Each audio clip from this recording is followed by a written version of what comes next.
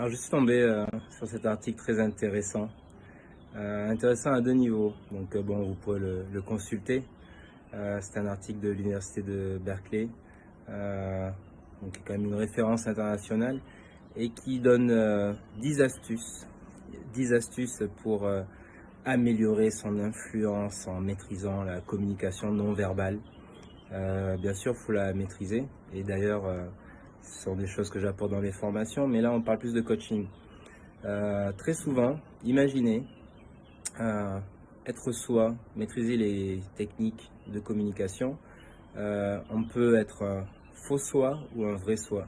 Et c'est très surprenant quand je vois là dans cet article que finalement les conseils qui sont donnés reviennent un petit peu à comprendre oui, les sciences comportementales, comprendre les mécanismes du non-verbal, mais tout ça pour avoir une influence sur les autres en mimant, adoptant des attitudes qui laisseraient entrevoir qu'effectivement on est en connexion avec les autres.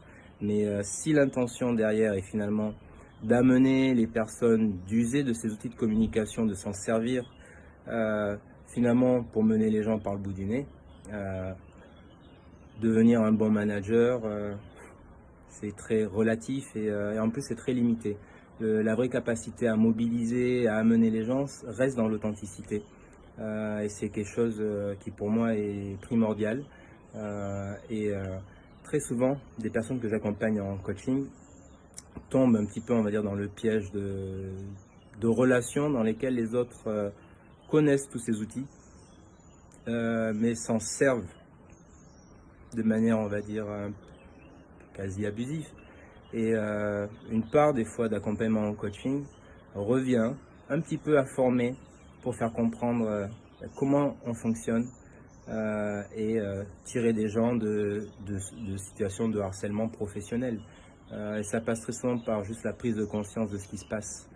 Et en coaching, par du questionnement, finalement, j'amène les personnes à toucher du doigt voilà, les freins, les blocages qui les empêchaient de saisir, de cerner ce qui était en train de se jouer et de sortir de relations conflictuelles compliquées avec leur manager ou avec des proches.